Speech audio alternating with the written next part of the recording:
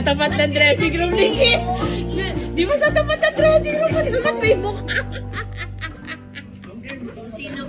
Ay, seryoso pala si Kuya magpapapirma. O, dyan pala sa pinto mo dalahat ang ganito.